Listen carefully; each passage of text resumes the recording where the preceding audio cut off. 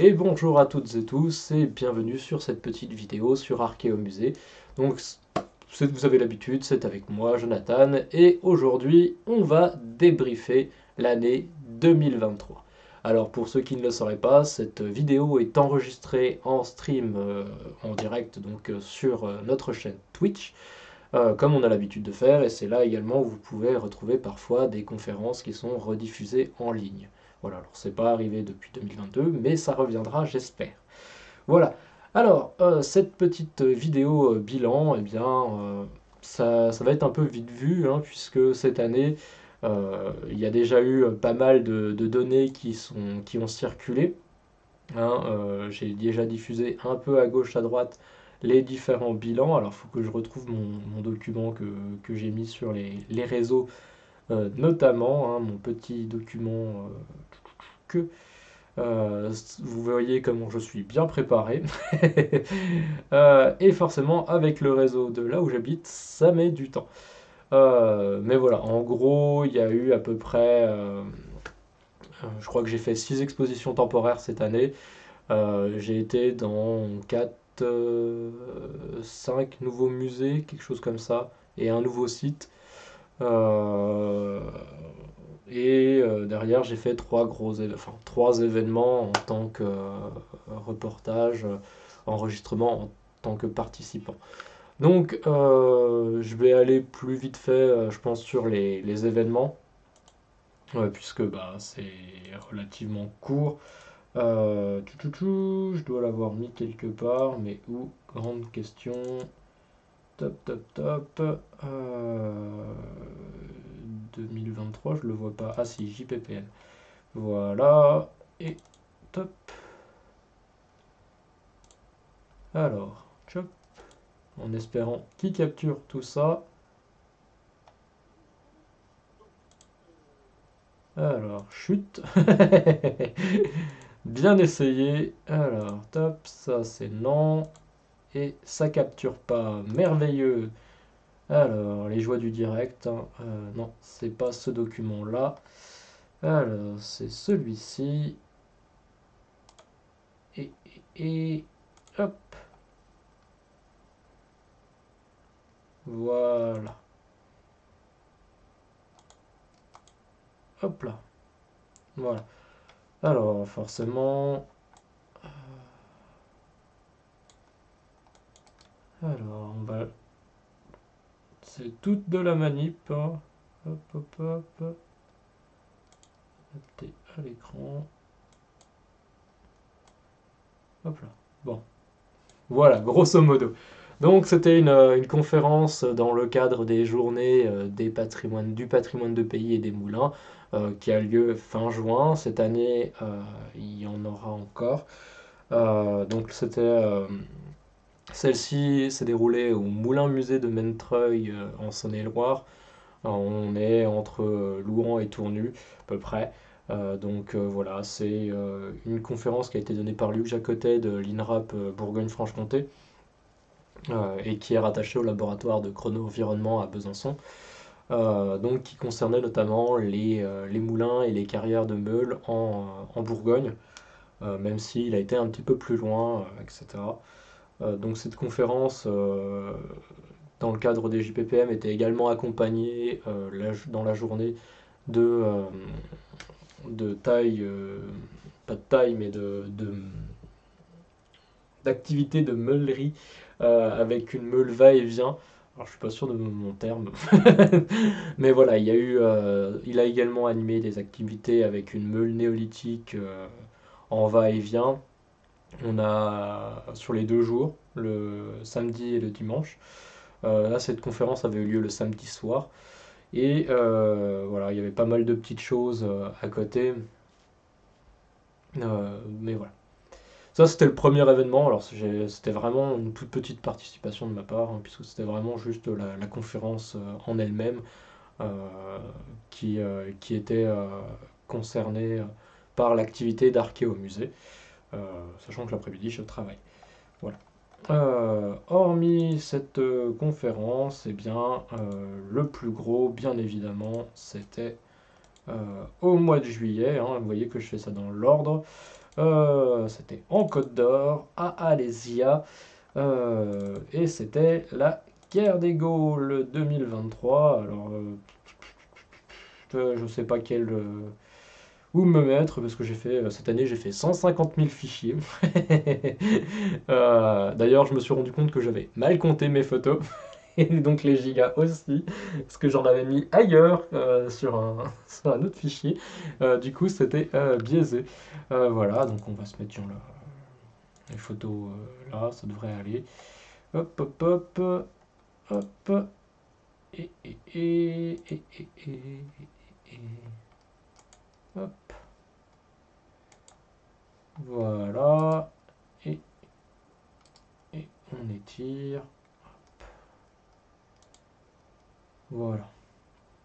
On peut même faire ça beaucoup mieux. Ah. Hop. Désolé. C'est bien préparé tout ça. Voilà. Bon, avec les lunettes de la dame ou du monsieur sur le côté, je ne sais plus. Donc voilà. Ce petit événement, qui a en réalité un gros événement, c'était la quatrième édition, la deuxième sur laquelle nous on se rendait. Et en plus, donc cette année, il y avait énormément de monde, que ce soit du côté des reconstituteurs, puisqu'ils étaient plus de 200, et au niveau du nombre de visiteurs sur le week-end, alors nous on n'y était que le samedi, mais sur les 2 jours, ça a littéralement explosé, fait péter les stats. Donc c'était plutôt incroyable de ce côté-là.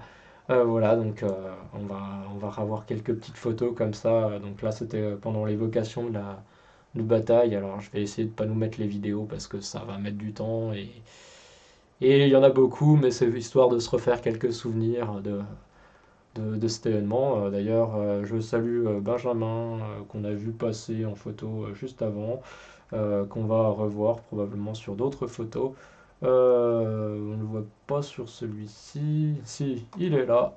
Top. Alors, je sais pas si on voit mon curseur, je ne crois pas. C'est celui qui est sur la gauche avec le bouclier marron et rouge-marron et je sais pas ce que c'est un cheval. On dirait Grogu, mais c'est pas Grogu. De loin, ça fait un peu ça. Tu m'excuseras, Binge, mais voilà, c'est très drôle. Voilà, il y avait eu cette nouveauté aussi de la bataille avec les remparts. D'habitude, c'est une petite. Ils font ça bah, juste là où il y a les chevaux, là où il y a les portes-enseignes, etc. D'habitude, ils font juste une petite bataille dans ce coin-là. Et là, cette année, il y avait notamment cette grande bataille-là. Et surtout aussi une évocation de bûcher funéraire. Donc voilà, c'était très très chouette en soi. L'événement était très très cool. Il y avait vraiment, enfin, on avait fait un stream post guerre des Gaules et pour le coup, c'était plutôt chouette. Derrière ça, en événement, il nous en reste plus qu'un et ce coup-ci, faut revenir en Saône-et-Loire. Faut dire que je passe beaucoup trop de temps dans ce département. Mais c'est parce que j'y vis aussi en ce moment. Autun, Autun, journée romaine. Donc vous l'avez compris, ce sera les journées romaines d'Autun, avec cette année notamment de la musique avec Gallia Musica, euh, également une explication de, de l'urbanisme avec quelques outils, etc. romains. Je sais pas, il y avait comme d'habitude c'est les copains d'Acta qui étaient là, qui étaient chauds encore, hein, qui nous ont encore fait de belles démos, etc. En gladiature, uniquement cette année, pas de JO, comme ils avaient fait l'année dernière, il y a 2 ans, il y a 3 ans, je sais, 2019, donc 4, 5 maintenant, ça commence à faire. Je sais plus si c'était en 2019 ou en 2022 qu'ils avaient fait des JO, peut-être qu'ils en ont fait les 2 fois, et voilà, donc avec comme d'habitude la humaniste Légion 8 qui est là pour nous accueillir. Et puis cette année, il y avait pour la deuxième année consécutive les Somatophylaces et les Zambiani. Mais du coup, qu'est-ce que je vais vous mettre en photo? On va se mettre la Ligue 8, hein, après tout, c'est quand même chez eux, hein, autant en profiter. Euh, ouais, un petit bonjour au patron, hein, bien évidemment. Voilà, hein, les grands classiques. Avec en plus, cette année, ils avaient fait un truc qui était vraiment. Enfin, d'habitude, ils le font plus tôt. Je crois que c'est le samedi matin, ou le dimanche matin. Enfin, je crois que c'est en ouverture, en fermeture des journées romaines. C'est l'Aude à Minerve. C'est vraiment chouette pour le coup. J'ai pu y assister parce que d'habitude, j'arrive trop tard. Là, ça fait 2 ans que j'arrive particulièrement tôt, mais pas le bon jour. Et du coup, là, pour le coup, il l'avait fait en journée. Et du coup, j'ai pu y assister et c'était plutôt chouette. Voilà, hein, pour se remémorer un peu tout ça. Alors, ça, c'est les photos, mais il y a bien sûr la petite vidéo qui va avec. Voilà, top. Voilà pour les événements. Alors, c'est vrai que pour le coup, ben, nous, on peut pas se permettre de rester les 2 jours sur ces événements-là. Donc, pour le moment, on profite uniquement à la journée.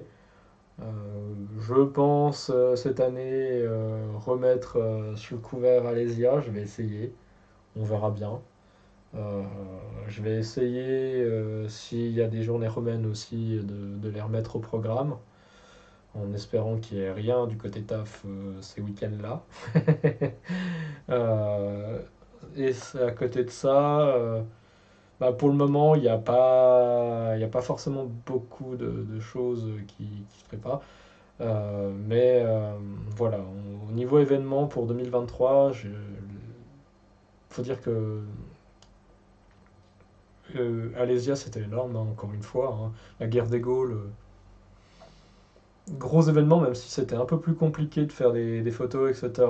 Par moment, parce que bah, il y avait vraiment, vraiment beaucoup de monde, et notamment bah, l'après-midi, parce que le samedi matin c'était un peu orageux, ça pleuvait un petit peu, les gens étaient quand même là.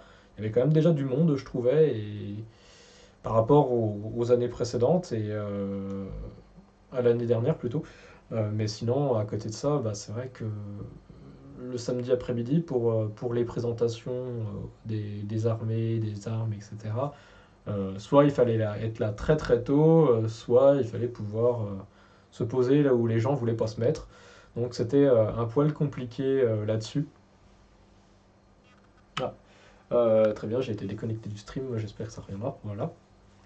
Et on a comme ça, c'était plutôt bien. Et puis ben, du coup, en fin d'année, là on a appris le décès de Sébastien, au musée au parc Alésia. Donc ça m'a fait un coup parce que c'est quelqu'un que je croisais à l'occasion de la guerre des Gaules, principalement, mais aussi aux journées romaines d'Autun. Euh, et enfin voilà, c'est quelqu'un qui était très sympathique, toujours. Enfin bref, j'ai pas envie de plomber l'ambiance, mais voilà, je pense qu'il manquera à beaucoup de gens, et sans que ce soit personnellement ou même professionnellement, parce que c'était quelqu'un qui t'a fait, mais vraiment un vrai forcené au niveau de son travail, et on sentait qu'il y avait de la passion derrière, et enfin voilà, c'est compliqué, et d'ailleurs, ben, enfin, parler des journées romaines d'Autun, mais c'est vrai que sur l'événement, ben, j'ai passé quasiment une partie de l'après-midi à taper la discute avec lui, plus qu'à véritablement m'intéresser aux animations. Voilà, enfin, après cette année à Autun, c'est vrai que j'ai passé beaucoup plus de temps à discuter avec les gens des stands que je connaissais déjà, ou que. Enfin voilà, c'était particulier, et 2023, c'est pas forcément super bien terminé, euh, notamment avec cette nouvelle-là, donc voilà. Enfin, bref. La suite, avant de tomber en dépression. Les expos, les temporaires, collections permanentes et sites découverts cette année 2023. Je sais plus dans quel ordre je les ai faits, hein, je vais pas mentir. Malgré tout, cet été, j'ai profité d'un petit tour en Haute-Saône. En fait, vous avez eu ça sur tout l'été. Moi, j'ai fait ça en une journée ou presque. La journée a commencé à Luxeuil avec l'Ecclésia pour découvrir donc, cette nouvelle structure qui est maintenant de 2021, qui est un des derniers gros projets de présentation et de valorisation du patrimoine archéologique en Franche-Comté. Voilà, et pour le coup, la mairie de Luxeuil, on voit qu'ils ont mis les moyens, il y a eu derrière une volonté aussi de la région et surtout je pense vraiment plus de la ville, de valoriser ce patrimoine particulier parce que bah, pour le coup, alors il y a deux espaces à l'Ecclésia puisqu'il y a aussi l'office de tourisme et il y a une partie donc qui est accessible gratuitement qui présente rapidement en trois îlots l'histoire de Luxeuil et ses alentours, de la préhistoire jusqu'à la BA, alors je ne sais plus le numéro, jusqu'à l'histoire de la base aérienne qui est encore en place à Luxeuil. Voilà, donc, et la partie payante qui concerne vraiment les vestiges archéologiques avec les vrais objets, des moulages, enfin, etc., des maquettes pour expliciter. Il y a des parties avec des audioguides en quatre langues, enfin des audios en quatre langues. On va avoir quelques vidéos en fin de parcours, au milieu de parcours, fin de parcours, sur le dernier tiers. Voilà, enfin, c'est quelque chose qui est vraiment chouette. En plus, on marche au-dessus. Des fois, il y a les grilles et on peut voir ce qu'il y a sous nos pieds. Donc, c'est vraiment profiter de voir en fait ce qu'on a devant les barrières, mais également ce qu'on a sous nos pieds et dans les vitrines. Enfin, il faut savoir regarder un peu à gauche, à droite, un peu partout autour de nous pour découvrir cet élément. Et franchement, c'est une très belle découverte. J'étais un peu sceptique quand on me l'avait présenté il y a 2 ans, euh, mais enfin en 2021. Et pour le coup, ben, je regrette pas du tout d'avoir été découvrir ce truc-là. C'était vraiment chouette. Sachant que ben, Luxeuil, c'était au plus loin pour moi. Et j'ai vu que bah, derrière, il y avait le musée de la Tour des Échevins qui était ouvert l'après-midi. Donc j'ai passé un début d'après-midi à la musée de la Tour au musée de la Tour des Échevins. J'ai été super bien reçu, enfin l'accueil très chaleureux, la personne qui y était adorable. Euh, voilà, il faut le dire, hein, les gens se plaignent souvent de beaucoup de choses, mais quand ça se passe bien, les gens le disent rarement. Et là, pour le coup, d'ailleurs, c'est vrai que je pourrais mettre quelques images pour illustrer tout ça. Alors, Haute-Saône, Luxeuil, Ecclésia, juste pour montrer un peu rapidement. Alors, le bâtiment est pas exceptionnel, hein, c'est un bâtiment moderne avec notamment bah, toute la partie là avec vitrée et les barres verticales qui est vraiment la partie récente. Donc la toute première là avec les vitres, c'est l'espace gratuit et derrière vous avez tout l'espace payant. Donc, vous imaginez bien la taille du machin. C'est assez conséquent. Voilà, donc il y a cette partie là et alors bah voilà, l'espace gratuit, ça ressemble à ça. Vous avez quand même quelques stèles là. Et vous avez donc les premiers îlots ici qui vous expliquent l'histoire de Luxeuil. Voilà. Je dois bien avoir de toute façon des photos de l'intérieur, j'en ai fait plein. Je vous en montre juste une. Voilà. Et donc vous avez cette vue là, avec tous les sarcophages, c'est impressionnant. Voilà. Et il y a du bâti aussi qui traîne en fond, on le voit pas forcément très bien là, mais on le voit un petit peu plus là vers le milieu de l'écran en arrière-plan. Vous allez avoir des vitrines qui se baladent aussi, on en voit quelques-unes là sur le fond, il y a des parties texte, etc. Et on voit aussi les écrans, les grands panneaux au fond à droite. Enfin voilà, c'est quelque chose qui est assez immense et c'est assez impressionnant. Euh, tout que le musée de la Tour des Échevins, alors du coup, pas trop spoiler, mais le bâtiment ressemble à ça. Je sais pas si ce que ça rend. Voilà. Donc c'est vraiment, en plus vous avez le blason, le drapeau avec aux couleurs de la ville de Luxeuil au-dessus, et il y a le blason qui est gravé quelque part en bas, au-dessus de la porte qu'on voit. Alors je sais pas si je suis si je suis devant, non, qui est légèrement. Ah, on la voit pas parce que j'ai coupé l'image trop bas, voilà. Euh, c'est le jeu et j'ai tout fermé. Mais voilà, après à l'intérieur, c'est très drôle parce qu'il y a la partie basse, la première salle dans laquelle on rentre, ça fait très ancien. Et à l'intérieur, vous allez avoir, alors je sais pas si je l'ai. Est-ce que c'est ça? Non. La vue de la salle. En gros, vous avez des choses qui font très très anciennes, etc. Ça fait vraiment vieille muséo. Voilà. Donc vous avez ce cadre-là avec quand même un éclairage qui est un peu plus récent, même si pas fou, on a une accumulation assez conséquente. Et puis à côté de ça, il va y avoir des panneaux tout neufs qui sont là, qui apportent un peu de couleur et ça fait du bien. Alors je vous laisse pas le temps de lire, hein, même si certains, je sais, vont mettre pause pour le faire, ou revenir en arrière, etc. Je vous connais, mais voilà. Et vous allez avoir après, vous allez monter au premier, qui parle notamment du four de Potier, qui est vers le cimetière de Luxeuil. Et là, ça pique les yeux, littéralement. Euh, Ça se voit depuis le couloir, vous avez cette salle qui est orange vive, là, clac, dans vos yeux. Mais pour le coup, on passe de la salle qui fait très ancien, vieille pierre, etc., en dessous. Et puis d'un coup, vous avez cette salle-là qui vient vous allumer les yeux, qui est très éclairée en plus, qui est très claire. Et en plus, vous avez ce orange pétant qui est juste là. Et après, bah, vous pouvez accéder au-dessus. Tout en haut de la tour pour avoir une vue sur Luxeuil. Alors j'ai fait qu'une photo, mais je suis pas resté très longtemps parce qu'il y avait beaucoup de vent ce jour-là. Donc ça m'a vite découragé et je suis vite redescendu.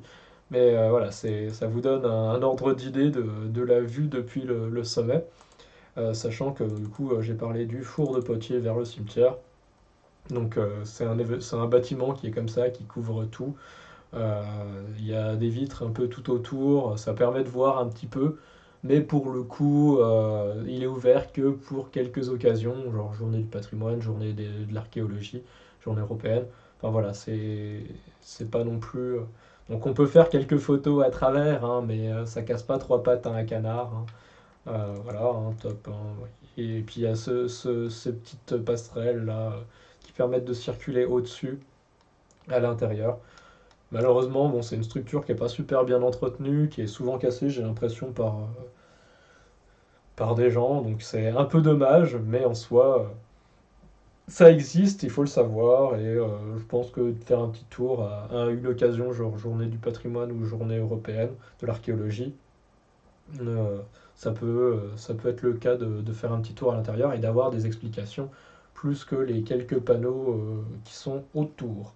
Voilà, sachant qu'il y a quand même un audio guide, voilà, où on peut écouter notamment en flashant le QR code qui est là. Voilà. Alors je ne l'ai pas écouté, je le dis tout de suite, hein, mais c'est... Au moins je suis honnête, hein, je vous le dis. Voilà. Une fois que j'ai eu fini mon petit tour à Luxeuil, je suis allé à Vesoul. Et à Vesoul, donc au musée Georges Garret, où j'ai découvert à la fois les collections permanentes. Donc déjà, on est accueilli par cette salle au stèle funéraire et au lapidaire. Enfin, il y a un peu de tout. J'ai dit stèle funéraire, mais il n'y a pas que ça. Enfin voilà, il y a un peu de ronde-bosse aussi un peu plus loin. Enfin, c'est de la statuaire, du lapidaire.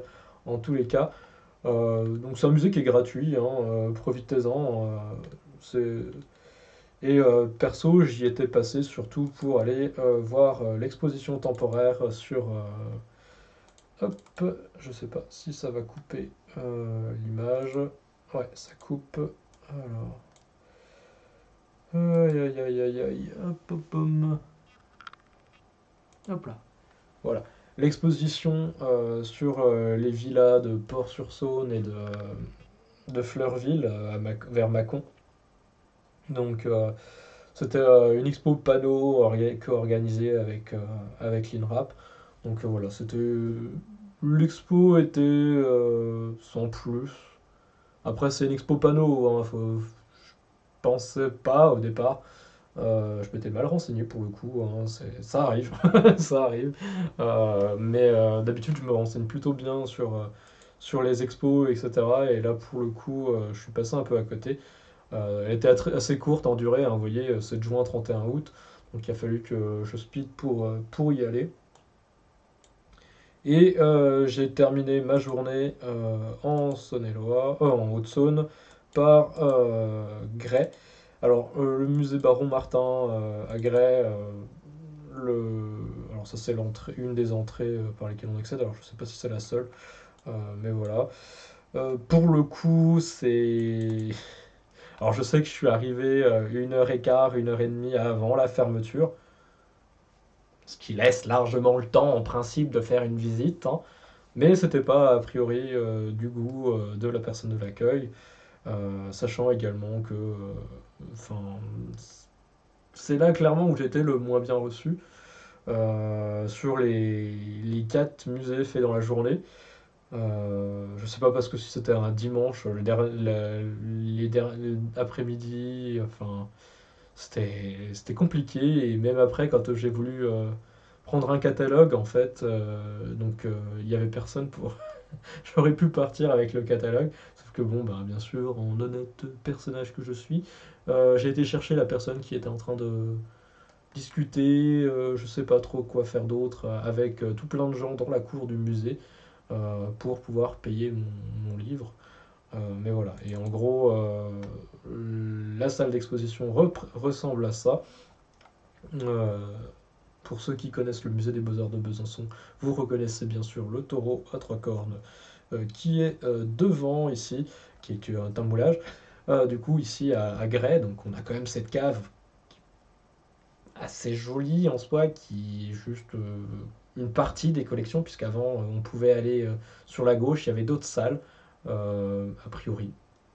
À mon avis, ce sera jamais refait. Tout comme en fait les vitrines, il n'y a pas d'ordre en fait. Il y a certaines qui ont des numéros qui se suivent, donc vous arrivez à suivre plus ou moins un ordre de visite, et puis d'un coup, vous savez pas pourquoi, mais les numéros disparaissent. Donc si vous n'êtes pas spécialiste, vous ne savez pas vers quelle vitrine vous tournez. Il y a une vitrine aussi où vous ne savez pas pourquoi, bah, celle qui est tout au fond là, qui est complètement vide. Il y a des cartels qui correspondent pas. Enfin, c'est un peu la foire à la saucisse, des choses qui vont pas.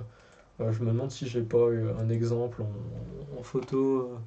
Genre la première vitrine qui est sur la gauche, il me semble que. Non, bah, commerce et agriculture, c'est bon, là. Euh, Ouais, enfin, je sais plus, mais alors, c'est pareil, pourquoi cette vitrine-là, elle est tout de suite là, avant la préhistoire et compagnie, avant l'après et la proto, j'en ai aucune idée. C'est, c'est bizarre, mais c'est comme ça. C'est pas moi qui ai fait la vidéo, donc c'est à revoir. Voilà, ça c'est les visites de sites de collections permanentes que j'ai fait cette année. Et il y en a une dernière. Au départ, je ne trouvais pas. Je pensais que c'était un bâtiment à côté de la mairie, mais en fait, non, non, c'est dans la mairie. C'est le centre d'interprétation archéologique de Chassé-le-Camp, donc qui se trouve dans la mairie de Chassé-le-Camp. Pour retrouver ce petit quelque chose, vous avez un magnifique panneau devant la mairie. Alors, est-ce que je l'ai là? Est-ce que je l'ai? Voilà. Euh, donc la mairie, hop, hop, hop, hop, hop, hop. Voilà, je sais pas si on voit bien. Voilà. Et alors je vais peut-être, c'est pas ça. Ouais, enregistrer le curseur. Normalement, il est censé pouvoir me voir. Alors, pourquoi est-ce qu'on me voit pas? Enfin bref. Euh, Top. Voilà, donc vous avez le petit panneau écrit musée ouvert qui est posé en bas de la porte là. Et surtout, après, vous avez quand même un autre panneau qui est juste à côté de l'entrée. Alors qui paraît grand là comme ça, mais oui, vous avez la poubelle derrière pour vous donner un ordre d'idée de la taille du panneau. Donc vous avez un grand bac derrière, donc c'est quand même conséquent, mais je ne l'ai pas vu quand je suis passé en voiture devant. Voilà. Euh, donc le centre d'interprétation, top. Voilà, c'est une grande salle, hein, grosso modo, qui ressemble à ça. Euh, mais pour une commune de la taille de Chassé-le-Camp, c'est déjà pas mal en soi d'avoir un petit quelque chose qui présente le site, sachant que c'est assez récent aussi, hein, j'en ai discuté avec le maire qui m'a reçu en vitesse parce que je me suis pas annoncé, hein, moi j'ai juste vu les horaires d'ouverture, je me suis dit allez pop on y va et je me suis pas annoncé pour aller à la mairie. Et il se trouve que pour aller dans le centre, si vous voulez le visiter, il faut demander les clés à la secrétaire à la personne en mairie qui est là. Donc je suppose que c'est toujours la même. Donc il faut y aller sur les horaires d'ouverture de la mairie. Je crois que c'est les mardis et vendredis, si je dis pas de bêtises. Vous avez les infos sur le blog. De toute façon, je crois qu'ils étaient en discussion pour changer les horaires pour l'année 2024. Donc, ce sera à vous de vous renseigner un petit peu avant d'y aller, histoire de ne pas se retrouver penaud devant la mairie et de voir que c'est pas ouvert. Voilà. Sachant qu'après, vous pouvez aller vous balader sur le site, sur la colline qui est derrière, d'où viennent du coup les vestiges qui sont présents dans l'espace, sachant que vous y verrez pas grand-chose. Vous allez avoir des panneaux essentiellement. Euh, je sais pas si c'est celui-là. Non. La photo d'avant peut-être alors. Voilà. Vous allez avoir ce genre de panneau noir avec à chaque fois ce symbole de céramique qui est ici, avec les infos, et sachant que vous avez une photo à plus ou moins à chaque fois pour vous dire que, attention, là, sous le couvert forestier, vous avez un rempart. Voilà, donc on en voit un tout petit bout, hein, pas grand-chose, hein, mais la plupart des vestiges sont sous couvert, sachant que vous allez avoir d'autres panneaux après hein, qui sont aussi donc là, par exemple, où il vous explique plus ou moins les différentes hauteurs, point d'observation. Il me semble qu'il y a des panneaux sur la faune et la flore, voilà exactement ce que j'allais dire. Parce que c'est pas juste un site archéo non visible, vous avez aussi une faune et une flore particulière qui est notamment gérée par le lycée professionnel de Fontaine pour tout ce qui est gestion, je crois, de la flore au niveau de tout ce qui est coupe, etc. Voilà, si je dis pas de bêtises. Donc ça fait, je crois qu'on a fait le tour des sites en eux-mêmes. Après, c'est vrai que les expos tempo cette année, je les ai pas toutes en tête. Donc je vais revenir sur le tchouk tchouk tchouk. Voilà. Donc dans les expos tempo cette année, elles ont été faites quasiment toutes en Saône-et-Loire, hormis une en Côte d'Or et une en Haute-Saône. Il y en a eu deux au musée de Nom. Celle sur l'Arc en début d'année, en avril je crois. Celle sur le dessin archéo en fin d'année. Je réfléchis, il y a eu quoi? Il y a eu l'expo Alix la première de l'année. J'ai oublié, il y a eu Azé, les grottes d'Azé en site aussi, avec la partie un peu vestige qui est un peu en bazar. D'ailleurs, je trouve la vitrine.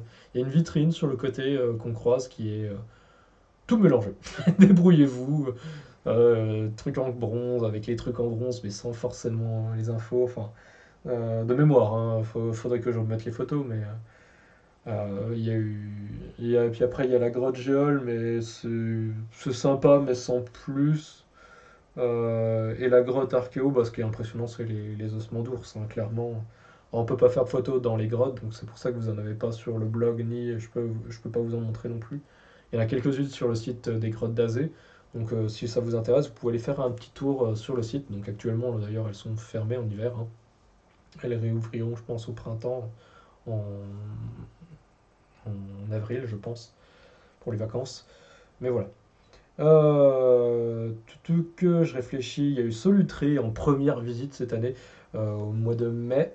Euh, sur notamment, bah du coup non, pas première visite puisqu'il y a eu l'arc avant, euh, qui est sur les femmes de la préhistoire.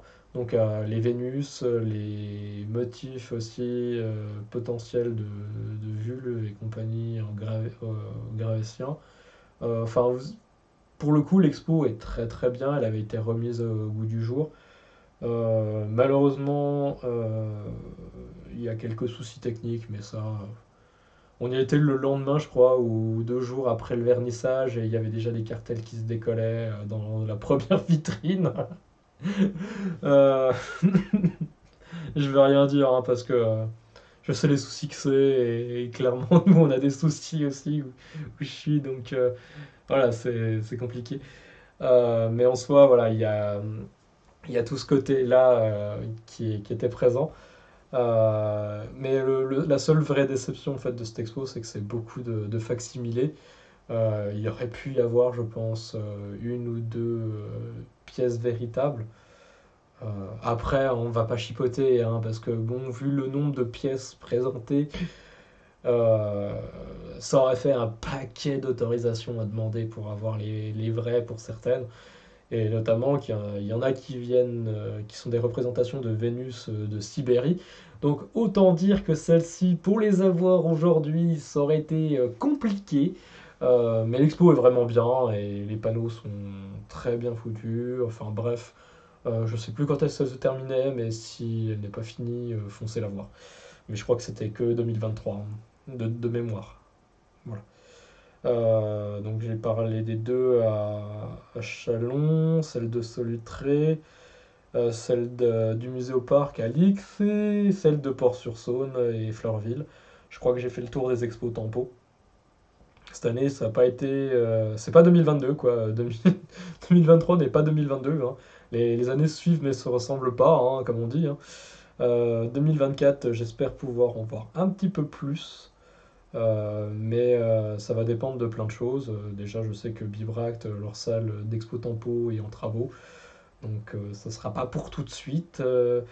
Rollin, le musée Rollin à Autun, enfin maintenant le panoptique est en travaux, donc on n'aura pas d'Expo Tempo avant un moment aussi. Euh, Hormis si on me sort une expo d'archéo de derrière les fagots. 2024, je sais pas trop où je vais aller. Voilà. Bref, 2023, on a fait à peu près le tour. Il n'y a pas eu cette année pas de gros projets en soi, pas eu de partenariat comme il y avait eu avec l'exposition L'Odyssée des objets en 2022. Pas eu de portrait parce que ben, ça avait été un flop monumental en 2021 et 2022 puisque finalement 4 portraits, 5 plus en comptant le mien, sont sortis. Voilà, c'est des projets que j'ai décidé de laisser de côté, de éventuellement reprendre un jour. On verra si la motivation, si autre chose revienne. Mais voilà, 2023, ça n'a pas été une super année du côté d'Archéo Musée. Euh, Personnellement non plus, mais ça c'est un autre débat et qui n'a rien à faire dans cette vidéo. Mais voilà. J'espère que, en tout cas, cette petite vidéo vous aura plu. Si vous avez des faits marquants, vous, pour l'année 2023, n'hésitez pas à le dire en commentaire. S'il y a des choses que vous trouvez que je n'ai pas assez développées, ou si vous voulez avoir mon avis, vous pouvez également me poser des questions en commentaire. Il n'y a pas de souci. Voilà. Et là-dessus, je vous laisse et je vous dis à ciao, bye bye pour 2024. Allez, à ciao, à plus.